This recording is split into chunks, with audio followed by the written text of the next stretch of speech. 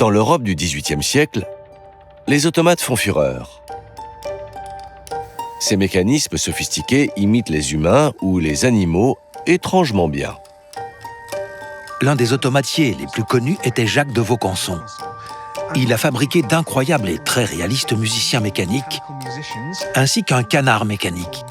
Ce canard a impressionné les spectateurs en mangeant de la nourriture par son bec, qu'il traitait dans cet incroyable intestin mécanique pour la faire ressortir sous forme d'une crotte très réaliste de l'autre côté.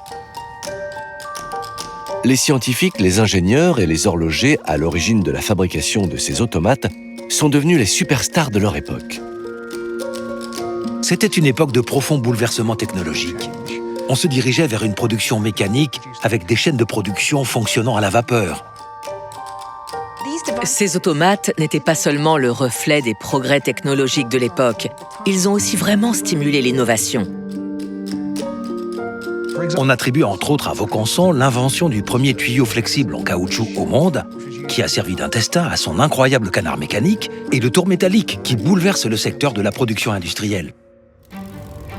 Et le Turc mécanique élève la technologie d'ingénierie à un tout nouveau niveau. Le vrai talent de Kempelen consiste à prendre deux marques d'intelligence. Être capable de construire un automate, être un maître aux échecs, et de les réunir dans un seul objet. Son étonnante invention devient mondiale. Le Turc parcourt le monde, il affronte des maîtres aux échecs et remporte la victoire. Parmi les personnes qu'il affronte en duel, il y a le mathématicien Charles Babbage, Benjamin Franklin et même Napoléon Bonaparte, qui, selon la légende, aurait même été surpris en train de tricher lors de sa partie contre le Turc. Mais un joueur d'échecs n'a rien à voir avec un canard qui fait caca.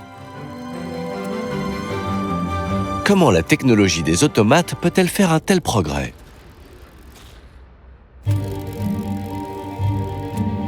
En théorie, il n'y a aucune raison pour que le problème du cavalier ne puisse être fait mécaniquement. Il lui suffit de déplacer le cavalier selon un nombre prédéfini de mouvements. Si on était capable de créer une série de mécanismes, de poulies et de manivelles, alors rien ne s'opposait à exécuter ce mouvement mécaniquement. Mais quand on joue aux échecs contre un humain, on ne peut pas répéter un mouvement unique. Mais en 1774, l'écrivain de Jaquet-Droz prouve que les automates sont capables de bien autre chose que de répéter à l'infini les mêmes actions. C'est un automate qui est capable d'écrire tout ce que vous lui demandez parce qu'il est programmable. C'étaient principalement des cames sur une roue. Chaque came représentait une lettre ou un signe de ponctuation. La forme unique de chaque came faisait bouger la main mécanique dans différentes directions. Vous pouviez changer les cames sur la roue pour lui faire écrire ce que vous vouliez. Ce qui est réellement impressionnant. Mais c'est plus difficile de jouer aux échecs. Beaucoup plus difficile.